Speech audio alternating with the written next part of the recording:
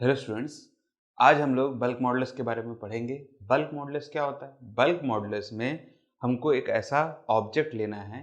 उस ऑब्जेक्ट को हमको समझ लीजिए कि अगर चारों तरफ से अगर फोर्स लगाया जा रहा है और उसका जो वॉल्यूम है, कोई भी ऑब्जेक्ट ले लीजिए आप, तो उसका जो वॉल्यूम है वो कम हो जाए। अब वो ऑब्जेक्ट कैसा भी हो सकता है, चाहे वो सॉलिड फॉर्म में भी हो सकता है, चाहे वो लिक्विड फॉर्म में भी हो सकता है, या फिर वो गैस फॉर्म में भी हो सकता है। किसी भी फॉर्म में वो ऑब्जेक्ट हो सकता है।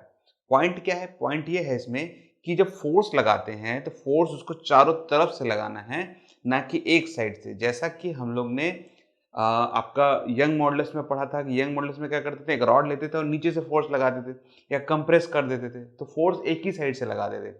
या फिर आप शेयर मॉडुलस में चले जाइए, शेयर मॉडुलस में टेंजेंशियल ऐसे फोर्स लगाया जाता था। अब बल्क मॉडुलस आ गया, तो बल्क मॉडुलस में क्या करते हैं हम लोग, चारों तरफ से फोर्स लगाया जाता है और उसके बाद उसका जो वॉल्यूम है, वॉल्यूम में जो चेंज आ जाता है, उसे हम बल्क मॉडुलस के फॉर्म में ले लेते हैं। चलिए स्टार्ट करते हैं इस वीडियो को और समझने की कोशिश करते हैं कि ये कैसे वर्क करता है, और इसके ऊपर एक क्वेश्चन भी हम लोग सॉल्व करेंगे। ठीक है, बहुत ही सिंपल सा है। तो बल्क मॉडुलस क्या होता है? तो बल्क मॉडुलस को बी से डिनोट किया जाता है। ठीक है, और फॉर्मूला तो सिंपल सा है, क्या होता है? स्ट्रेस अपॉन स्ट्रेन, जो कि हुक्स लॉ से निकल के आता है। सभी मॉडुलस में यही फॉर्मूला यूज होता है, बस प्रॉपर्टी आपकी अलग अलग दिखाई देती है। तो क्या है हमारा? Stress upon strain. तो स्ट्रेस क्या है? स्ट्रेस है हमारा फोर्स अपॉन एरिया, और स्ट्रेन क्या है? इस टाइम पे हमको वॉल्यूम में चेंज लाना है। देखिए किस टाइप से है। मान लीजिए कि हमारे पास में एक बकेट है, ठीक है, और इसमें पानी भरा हुआ है। अब इसके अंदर में एक बलून रख दीजिए, मान लीजिए, ठीक है, कुछ भी हो सकता है, फुटबॉल हो सकता है, कुछ भी हो सकता है। अब उसके अंदर में क्या है? इसके अंदर में आपका गैस है, मतलब एयर मॉलिक्यूल्स हैं। ठीक है, अब जब पानी के अंदर डालेंगे तो देखिए ये वाटर जितना भी है ये इस पे फोर्स लगाएगा। देखिए चारों तरफ से फोर्स लगा रहा है। ठीक है, अब जब ये इस पे फोर्स लगाएगा चारों तरफ से, तो इसका जो वॉल्यूम है उसके वॉल्यूम में चेंज आएगा। ठीक है, तो इसका जो भी वॉल्यूम था, ये वॉल्यूम चेंज होके मान लीजिए कि ये इतना हो गया, ये वाला नया वॉल्यूम इसका बन गया। ठीक है, गैस है, गैस कंप्रेस्ड हो जाएगा आपका। ठीक है, देखिए जब इसका ये कंप्रेस्ड हो गया, मतलब इसकी जो डेंसिटी है वो बढ़ गई होगी और वॉल्यूम घट गया होगा। तो इसके अंदर में देखिए यहां पास में एक चेंज आया है, और इसको हम बोलेंगे डेल वी चेंज। एक्चुअल में प्रीवियसली इसकी वॉल्यूम था यहाँ पास में V1, और बाद में इसका वॉल्यूम हो गया है V2। तो कितना चेंज हुआ है? तो डेल वी चेंज हुआ। तो इसे लिखा कैसे जाता है? तो del V equal to V2 minus V1। Actual में जो चेंज होता है उसे ऐसे ही लिखा जाता है, तो V2 माइनस V1 इसका वैल्यू रहेगा। ठीक है, बहुत ही सिंपल सा है। अब मैं यहां लिख सकता हूं क्या? Del V upon V। Okay है, ठीक। अभी इसमें एक चीज है, देखिए इसमें जो फोर्स लग रहा है वो एक फोर्स नहीं लग रहा है, काफी सारे फोर्स लग रहे हैं। तो जब काफी सारे ऐसे फोर्स लगा जाता है तो उसे हम प्रेशर के फॉर्म में ले लेते हैं। तो देखिए फोर्स अपॉन एरिया जो फॉर्मूला है, एक्चुअल में ये फॉर्मूला प्रेशर का है, तो इसे आप P से डिनोट कर सकते हैं, और डेल वी अपॉन वी को तो आप ऐसे ही लिख सकते हैं। ठीक है, अब इसमें एक चीज देखिएगा, इसका वॉल्यूम कम है एज कंपेयर टू V1 के मुकाबले, तो V2 का जो भी वॉल्यूम होगा वो कम होगा। तो मान लीजिए कि अगर ये वैल्यू कम है इसके मुकाबले, तो इसका जो चेंज है उसका जो आंसर आएगा वो कैसा आएगा? नेगेटिव आंसर आएगा। ठीक है, तो इसका जो भी आंसर आएगा वो नेगेटिव आंसर आएगा। अगर ये नेगेटिव आंसर आता है, ठीक है, और ये जो बल्क मॉडुलस है, बल्क मॉडुलस को मैं चाहता हूं कि इसकी जो वैल्यू है वो पॉजिटिव आनी चाहिए, ना कि एक नेगेटिव वैल्यू आना चाहिए। तो अगर मैं चाहता हूं कि इसकी वैल्यू पॉजिटिव आए और इससे जो भी वैल्यू मिलेगा उसकी वैल्यू नेगेटिव में अगर आ रही है, तो उसको दूर करने के लिए यहां पास में एक नेगेटिव साइन अपेंड कर देते हैं, तो जिसके कारण इसका जो भी वैल्यू है वो एक पॉजिटिव वैल्यू के फॉर्म में आए, पॉजिटिव वैल्यू के फॉर्म में आए। ठीक है, इतना सिंपल सा चीज है ये, और इसमें कुछ भी नहीं। देखिए प्रेशर क्या है आपका? प्रेशर है आपका फोर्स अपॉन एरिया। इसके बारे में हम लोग और भी डिटेल में, जब आपका फ्लूइड आएगा, मटेरियल, आपका जो फ्लूइड का जो चैप्टर है, इसी में जो सॉलिड, लिक्विड और फिर उसके बाद मैटर के फॉर्म में आएगा, तो जो फ्लूइड लिक्विड है, जो लिक्विड वाला फ्लूइड फॉर्म है, उस पर हम लोग काफी ज्यादा प्रेशर और ये सब चीज के बारे में पढ़ेंगे, तो टेंशन मत लीजिएगा कि ये सब कैसे आ रहा है। आने वाले चैप्टर्स में इसके बारे में और डिटेल में पढ़ा जाएगा, ठीक है। फिलहाल में बस इतना समझिए कि फोर्स अपॉन एरिया को हम प्रेशर के फॉर्म में ले लेते हैं। अब देखिए यहाँ पास का फोर्स, यहाँ पास का फोर्स, यहाँ पास का फोर्स अलग अलग लगेगा। ये डिपेंड करता है कि अभी देखिए इस पे जो फोर्स लग रहा है यहाँ के वाटर मॉलिक्यूल के कारण लग रहा है, ठीक है। अब ये वाटर मॉलिक्यूल के क्या लग रहा है, mg फोर्स लग रहा होगा ड्यू टू द ग्रेविटी। अब देखिए यहाँ पास में जो फोर्स है, ये तो वाटर नीचे है, तो ये ऊपर कैसे लगा रहा होगा, तो ये बायोंसी फोर्स है। इसको आपने 9th में पढ़ा होगा, तो मैं इसलिए बोला आपको कि इस पे ज्यादा डीप में मत जाइए कि कौन सा फोर्स किधर से क्यों लग रहा है, ठीक है। मेन पॉइंट क्या है, मेन पॉइंट है कि ये प्रेशर है। अपन नेक्स्ट चैप्टर में फ्लूइड में इसके बारे में डिटेल में पढ़ने ही वाले, ओके है। तो force upon area is pressure, तो प्रेशर हो गया डेल वी अपॉन वी। बहुत सिंपल तरीके से इसको लिख सकते हैं हम लोग इस टाइप से, ठीक है। तो बल्क मॉडुलस का फॉर्मूला क्या है, minus P upon del V upon we.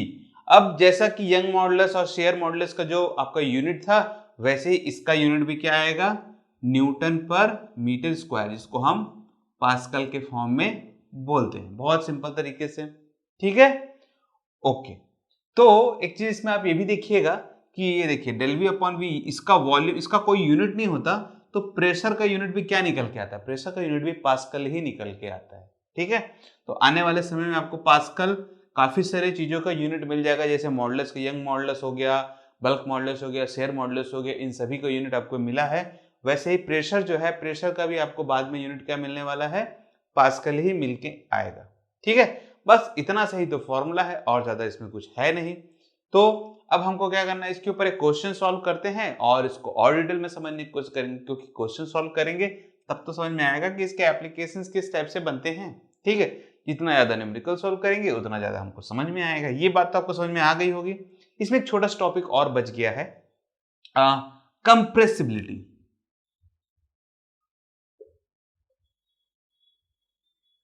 Compressibility आप सुने होंगे काफी जगह में, जैसे मैंने स्टार्टिंग में बोला कि कंप्रेस्ड हुआ होगा, तो एक्चुअल में जो कंप्रेस्ड की जो वैल्यू है वो कहां से निकल के आती है। तो कंप्रेस क्या होता है, कंप्रेस इज द रेसिप्रोकल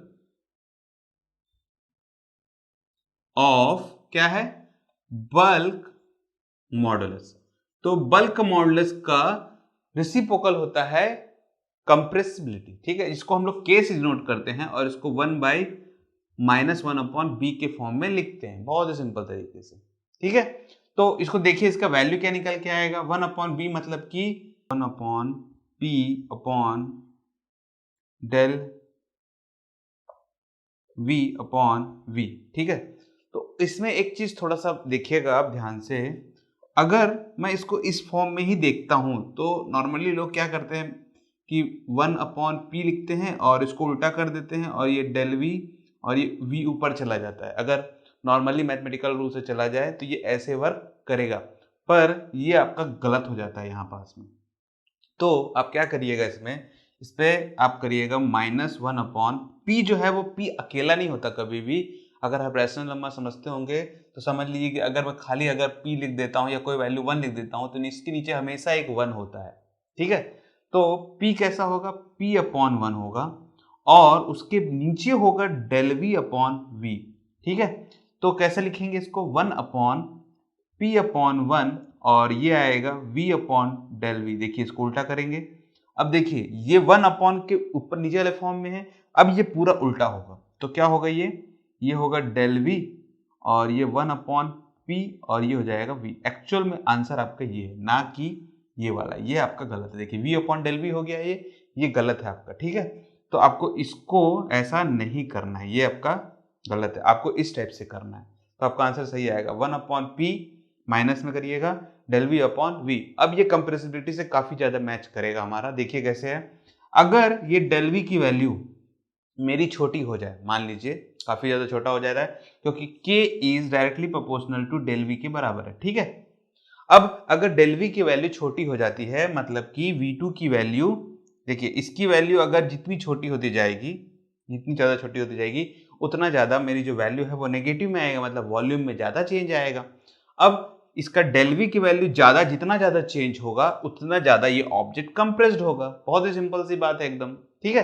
तो इसीलिए ये आपका इक्वेशन सही होना चाहिए। अगर ये v ऊपर आ गया तो उसमें क्या हो जाएगा कि डेल v में जितना भी चेंज आएगा, ज्यादा चेंज आएगा तो इसकी वैल्यू ज्यादा चेंज आएगी तो ये कंप्रेसिबिलिटी बढ़ जाएगा। ठीक है, तो देखिए इसकी वैल्यू कम चेंज हुई तो इसकी वैल्यू बढ़ेगी, इनवर्सली प्रोपोर्शनल हो गया। ठीक है, तो इनवर्सली प्रोपोर्शनल कारण अगर इसकी वैल्यू कम हुई तो इसकी वैल्यू बढ़ेगी, अगर ये वैल्यू कम हुआ इसकी वैल्यू कंप्रेसिबिलिटी की वैल्यू बढ़ेगी। तो ऐसा पॉसिबल है क्या? नहीं है। इसकी वैल्यू कम चेंज होगी तो कंप्रेस कैसे ज्यादा बढ़ सकता है? इसकी वैल्यू ज्यादा चेंज होगी तब ना कंप्रेस्ड बोलेंगे कि हाँ ये ऑब्जेक्ट है जो कंप्रेस्ड हो रहा है ज्यादा। तो इसीलिए डेल वी जो है वो ऊपर होना चाहिए। देखिए, ठीक है, तो इसको आप अपने अंदाज से सेट कर सकते हैं माइंड में कि कंप्रेस ज्यादा होगा मतलब वॉल्यूम में चेंज ज्यादा आएगा तो जो ऑब्जेक्ट है वो ज्यादा कंप्रेस्ड होगा। अब देखिए इसको 3 कैटेगरी में लिया गया है, सॉलिड, लिक्विड और गैस में। ठीक है, नॉर्मली सॉलिड जो है वो कम कंप्रेस्ड होता है मतलब स्मॉल कंप्रेस्ड होता है, लिक्विड जो है वो थोड़ा सा लार्ज कंप्रेस्ड होता है और जो गैस है वो थोड़ा हाई लार्ज कंप्रेस्ड हो जाता है। ऐसा क्यों है? इसका सिंपल सा फॉर्म है, अगर आप मेटेरियल के बारे में जानते होंगे तो इसमें सिंपल सा फैक्ट ये है कि सॉलिड के जो हमारे मॉलिक्यूलर स्ट्रक्चर जो होता है उसमें जो गैप होता है वो काफी ज्यादा कम होता है। फिर जो लिक्विड है, लिक्विड का थोड़ा सा सॉलिड से थोड़ा ज्यादा फैला हुआ होता है मतलब वो ज्यादा एरिया ले लेता है, मतलब जो उसके मॉलिक्यूल्स हैं वो ज्यादा गैप लेते हैं। और जो गैस होते हैं, गैस तो फ्री फॉर्मली घूमते रहते हैं, उसके पार्टिकल्स जो होते हैं क्योंकि बिकॉज ऑफ द टेम्परेचर वो इधर उधर घूमते रहते हैं तो उसको जितना चाहे ज्यादा कंप्रेस किया जा सकता है क्योंकि उसमें काफी जगह होती है। ठीक है, लिक्विड में थोड़ी कम जगह होती है और सॉलिड में सबसे ज्यादा कम होती है। तो जितना ज्यादा कम जगह होगा उतना ज्यादा, जितना कम होगा ना जगह उतना कम वो कंप्रेस्ड होगा। सिंपल सी बात है, अब जगह ही कम है तो कंप्रेस तो कम होना बनता ही है ना, कि नहीं? अब जितना ज्यादा जगह होगा उतना ज्यादा उसको कंप्रेस कर सकते हैं। तो गैस हाईली कंप्रेसिबल होता है, लिक्विड थोड़ा कम कंप्रेसिबल होता है और सबसे कम कंप्रेसिबल होता है सॉलिड। सिंपल सी बात है, अगर आप मॉलिक्यूलर स्ट्रक्चर समझते हैं तो इसको एक आसान भाषा में आप समझ सकते हैं कि ऐसा क्यों है। अगर आप किसी सॉलिड को ऐसे दबाने की कोशिश करेंगे तो नहीं दबेगा वो, पानी को थोड़ा बहुत आप दबा सकते हैं और गैस बलून जैसे होते हैं, बलून के अंदर में गैस होता है तो उसको आप दबाने की कोशिश इजिली दब जाएगा, पर सॉलिड इतनी आसानी से नहीं दबने वाला है। ठीक है, तो आई होप आपको भी ये टॉपिक अच्छे से क्लियर हो गया होगा कि बल्क मॉडुलस क्या होता है और कंप्रेसिबिलिटी का रिलेशन बल्क मॉडुलस के साथ में क्या है। ठीक है, इसका एक चीज का हमेशा ध्यान दीजिएगा कि ये बल्क मॉडुलस में जब भी आप देखेंगे कि मॉडुलस जो चेंज जो हो रहा है, ठीक है, तो ये जो फोर्स जो लगते हैं ये फोर्स हमेशा कौन सी रिस्टोरिंग फोर्स ही आप देखिए, ध्यान दीजिएगा। ठीक है, कि ये कितना कम कंप्रेस होने के लिए ये ऑपोजिट पे जो फोर्स लगाता है, रिस्टोरिंग फोर्स मतलब फिर से वो अपनी पोजीशन पे आने की कोशिश करे, तो वो वाला फोर्स को आप लीजिएगा। ठीक है, रिस्टोरिंग फोर्स ही, क्योंकि आपका स्ट्रेस में काम आता है, स्ट्रेस में जो लिया जाता है फोर्स अपॉन एरिया। ठीक है, ये फोर्स जो है वो रिस्टोरिंग फोर्स ही आपका काम में आता है, ना कि जो हम अप्लाई कर रहे हैं। जो आपका जो मेटल है वो कैसा है, वो कैसा आपको फिर से रिस्टोर करने की जो ताकत होती है वो आपका काम आता है। ठीक है, ओके, तो चलिए इसके ऊपर एक क्वेश्चन करते हैं तो उससे हमारी जो क्लैरिटी हो और अच्छी हो पाएगी। ओके स्टूडेंट्स, तो हमारे पास में एक क्वेश्चन दिया गया है जो आपकी बुक से लिया गया है, एक्सरसाइज नंबर 9.5 से। ठीक है, तो गिवन क्या क्या दिया हुआ है? गिवन दिया हुआ है height of the ocean. Height of the ocean का मतलब ये है, जो हम एप्लीकेशन ले रहे हैं उसको बताता हूँ। मान लीजिए कि ये ओशियन की ऊपर वाली लेयर है। ठीक है, अब यहां से आपको 3000 मीटर मतलब कि अराउंड 3 किलोमीटर डेप्थ में जाना है। उसके बाद यहाँ पास में भी कुछ वाटर लेवल होगा। इस वाटर लेवल पे ये जो वाटर है, यहाँ का जो पानी है, इस पे ये ऊपर के जितना भी पानी है उसके कारण कितना दबाव पड़ेगा, कितना प्रेशर पड़ेगा, जिसके कारण ये वाले लेवल पे, इस लेवल पे कितना स्ट्रेन आएगा, उसका जो वॉल्यूम है उस पे कितना दबाव पड़ेगा, वही हमको निकालना है। Strain del V upon V, इसी को हमको फाइंड आउट करना है। इतना सिंपल सा क्वेश्चन है। देखिएगा, पूरे वाटर लेवल से इस पर्टिकुलर के वाटर पे, यहां पास के पानी पे कितना दबाव पड़ेगा। ठीक है, अब ऐसा नहीं है ना कि दबाव नहीं पड़ेगा। देखिए यहाँ का पानी, देखिए अगर इस वाले पानी को अगर आप देखेंगे, जो वाटर है वो लेयर टू लेयर रहता है। ठीक है, तो अगर इसको देखेंगे तो इसके ऊपर का जितना भी पानी है ये इस पे दबाव पड़ाएगा। अगर यहाँ का पानी देखेंगे तो ये इसके ऊपर के जितना पानी है वो दबाव करेगा। तो जैसे जैसे नीचे जाते जाएंगे उतना ही ज्यादा उस पर प्रेशर इंक्रीज होता जाता है। तो इसका बेस्ट एग्जांपल एक्चुअल में ये इतना अच्छा एप्लीकेशन, इसका काफ़ी ज़्यादा यूज़ है। आप इसको काफ़ी ज़्यादा जितने भी वाटर प्रूफ वाली चीज़ें होती हैं, जैसे कि आपके वॉच हो गया, आपका मोबाइल हो गया, यहाँ तक कि जो हमारी सबमरीन्स बनती हैं वो भी हो गए, तो सब के सब इन पैरामीटर्स पे मैच करने चाहिए। ठीक है, तो ये बल्क मॉडलेस जो वाटर है वो काफ़ी ज़्यादा काम का है। अगर आप कोई इंडियन जो आप सबमरीन्स होती हैं, जो सबमरीन बनती हैं, तो वो काफ़ी ज़्यादा डेप्थ में जाती हैं, तो जितना ज़्यादा डेप्थ में जाएगा उतना ज़्यादा उसका प्रेशर इंक्रीज होता जाता है। तो ये ऊपर के वाटर लेवल जो होते हैं वो उसमें प्रेशर बनाते हैं। तो देखिए इतना ज़्यादा ये एप्लीकेशन यूज़ हो सकता है, कितनी जगहों में इसका यूज़ है। तो हम एक सर्टन बस एक एप्लीकेशन देख रहे हैं कि एक हाइट हमने अंदाजा ले लिया कि 3000 मीटर, चलिए देख लेते हैं। तो उस टाइम पे जो दबाव पड़ेगा, जो स्ट्रेन आएगा, जो वॉल्यूम में जो चेंज आएगा वो कितना आएगा। ठीक है, एक्चुअल में जो वाटर का जो वॉल्यूम होता है वो कितना, और उसके बाद इन सभी के कारण उसमें जो चेंज आ गया, मतलब जो दबाव पड़ा होगा वो कितना होगा। ठीक है, तो वही हमको इसमें निकालना है। तो फॉर्मूला बहुत ही सिंपल सा है। फॉर्मूला क्या है? फॉर्मूला है B equal to stress upon strain. ठीक है, अब स्ट्रेस का फॉर्मूला हम लोग क्या लिए थे? प्रेशर लिए थे। अभी देखिए इसमें हमको एक्चुअल में गिवन वैल्यू के हिसाब से काम करना पड़ता है। ऐसा नहीं कि जो फॉर्मूला हमारे दिमाग में है वही यूज होगा, तो उसको तोड़ मोड़ना पड़ता है। देखिए यहाँ पास में हाइट दिया गया है, ग्रेविटी दिया गया है, तो ग्रेविटी का यूज क्या हो सकता है किसी भी जगह पे? अगर यहाँ पास में पानी है तो इस पर ग्रेविटी का यूज कैसे कर सकते हैं हम लोग? तो देखिए इतना पानी है, तो अगर मैं इसको मास के साथ में मल्टीप्लाई कर दूं तो वो फोर्स बन जाएगा, और स्ट्रेस में फोर्स का फॉर्मूला आता है, तो फोर्स अपॉन एरिया, और स्ट्रेन बनेगा डेल वी अपॉन वी, और ये बनेगा वी। देखिए ठीक है, अब फोर्स में आता है मास। अब इतने सारे पानी है जो इसका मास तो हमें मालूम नहीं है, बट इसका भी एक तरीका है, देखिए कैसे है। तो डेल वी को आप इधर ले जाइए, तो डेल वी अपॉन वी जो स्ट्रेन है, और ये एफ अपॉन ए अपॉन बी। ठीक है, फोर्स, फोर्स क्या बन के आएगा? एम जी, और ये आएगा ए, और ये बी यहां लग जाएगा। ओके है, ठीक। अब मास नहीं मालूम, अब इसका भी एक तोड़ है। तोड़ क्या है कि इसको भी हम लोग चेंज करेंगे। तो हमारे पास में एक फॉर्मूला है, density equal to mass upon volume. तो मास इक्वल टू क्या आएगा? डेंसिटी को रो लेते हैं, वॉल्यूम को वी ले लीजिएगा, वॉल्यूम को वी ले लीजिए, या फिर एरिया डॉट हाई भी ले सकते हैं आप इसको। ठीक है, area into height is volume होता है। तो देखिए इस मास को, ये जो मास है इसको आप इससे चेंज कर सकते हैं। अब ये डेंसिटी कहाँ से मिलेगा? तो वाटर की डेंसिटी आपको आपके दिमाग में बैठानी पड़ेगी, पहले से इसकी वैल्यू आपको याद होनी चाहिए। तो जो वाटर की डेंसिटी होती है वो होती है 1000, और यूनिट क्या होगा? Density equal to mass upon volume, मतलब केजी पर मीटर क्यूब, ये आपका हो गया डेंसिटी। ठीक है, तो मास की जगह में क्या लिख सकता हूं मैं? Rho A H G upon A dot B, area area cancel. Okay है, तो जितना प्रेशर दबाव पड़ रहा था जितना भी एरिया में, वो एरिया आपके ये वाले फॉर्मूले से हट गया। तो अब हमको क्या चाहिए? बस रो एच जी अपॉन बी, और रो की वैल्यू होती है 1000, एच की वैल्यू होगी 3000, जी की वैल्यू है 10, बी की वैल्यू है 2.2 इंटू 10⁹। बस हम अब आराम से निकाल सकते हैं कि इस पर्टिकुलर पॉइंट पे कितना वॉल्यूम दबाव पड़ेगा, कितना चेंज आएगा, स्ट्रेन जो है वो कितना आपको मिलेगा। ठीक है, तो निकाल सकते हैं। तो कितना जीरो है? 1 2 3 4 5 6 और एक 7, तो ये आपका आएगा 3 इंटू 10⁷, और नीचे वैल्यू आएगा 2.2 इंटू 10⁹। ओके है, ठीक है। तो अगर इसको मैं चेंज करूं यहाँ पास में, तो ये अराउंड 30/22 समथिंग कुछ आएगा। ओके है, ठीक है। और इसकी वैल्यू अगर ऊपर जाऊं तो 10⁻⁻2 के आसपास में आएगा, 7 - 9 10⁻²। अब इसकी वैल्यू आप निकाल सकते हैं, तो कितना आएगा इसकी वैल्यू?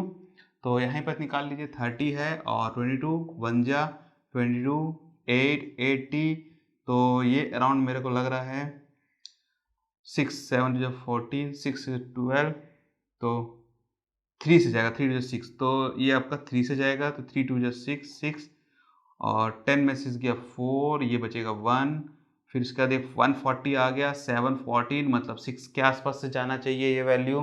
ठीक है, तो 6 2 जा 12 का 2 1 ऊपर से 12 1 13, फिर से 8 80 फिर से वैल्यू आ गया, मतलब 136 के समथिंग आ रहा है।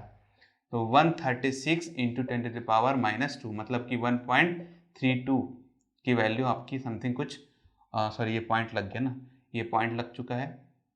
तो 1.36 इंटू 10⁻⁻2 इतनी वैल्यू आपकी आती है। ठीक है, अगर आप इसको परसेंटेज में चेंज करना चाहते हैं तो 1.36 इंटू 10⁻⁻2 इंटू 10⁻² मतलब 100 से आप मल्टीप्लाई कर देंगे तो ये देखिए ये और ये कैंसिल, आपका आंसर आएगा 1.36 परसेंटेज। तो परसेंटेज के फॉर्म में 1.36% का दबाव पड़ेगा। एक्चुअल में इसका जो भी वॉल्यूम होगा यहाँ पास में, उस पर जो दबाव पड़ेगा वो 1.36% का दबाव पड़ेगा। तो इस तरीके से हम लोग किसी भी चीज का, अगर हमको पहले से पता चल जाए कि अगर इतना वाटर लेवल है तो ठीक है, वाटर में चेंज उतना ज्यादा नहीं आता है, तो क्या होगा कि हम किसी भी पॉइंट पे कितना नीचे जाना है तो हम उस टाइप से किसी भी मटेरियल को बना सकते हैं कि हाँ ये इतना प्रेशर को झेल सकता है। अब आप प्रेशर कैसे भी दे सकते हैं, आप चाहे पानी से दबाइए या किसी मशीन से दबा के प्रेशर डालिए, तो वो आपके ऊपर डिपेंड है। ठीक है, आप हाइड्रोलिक से भी प्रेशर बना सकते हैं और चेक कर सकते हैं किसी मशीन को।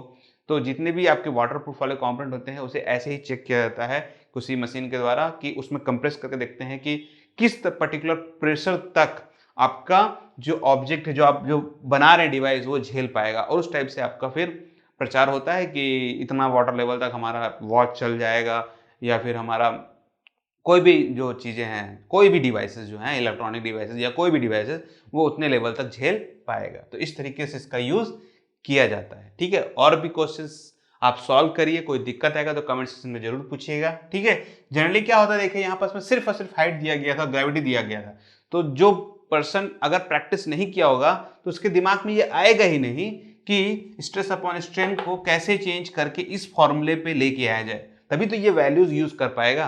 तो यहां तक आने के लिए उसे प्रैक्टिस करना पड़ेगा, जितने ज्यादा हो सके वैरायटी ऑफ क्वेश्चन को सॉल्व करना पड़ेगा, तभी वो पर्सन, इस वही स्टूडेंट मतलब आराम से इस क्वेश्चंस को सॉल्व कर पाएंगे। तो प्रैक्टिस बहुत ही ज्यादा जरूरी है डिफरेंट डिफरेंट एप्लीकेशंस के। ठीक है, तो रेफरेंस बुक पे आपको काफी सारे क्वेश्चन मिलेंगे, या फिर प्रीवियस ईयर के क्वेश्चंस देख सकते हैं आप, तो उसमें आपको काफी सारे क्वेश्चंस मिल जाएंगे। ठीक है, तो इस वीडियो को अब यहीं क्लोज करते हैं। आई होप ये वीडियो आपको पसंद आया होगा और ये टॉपिक अच्छे समझ में आया होगा।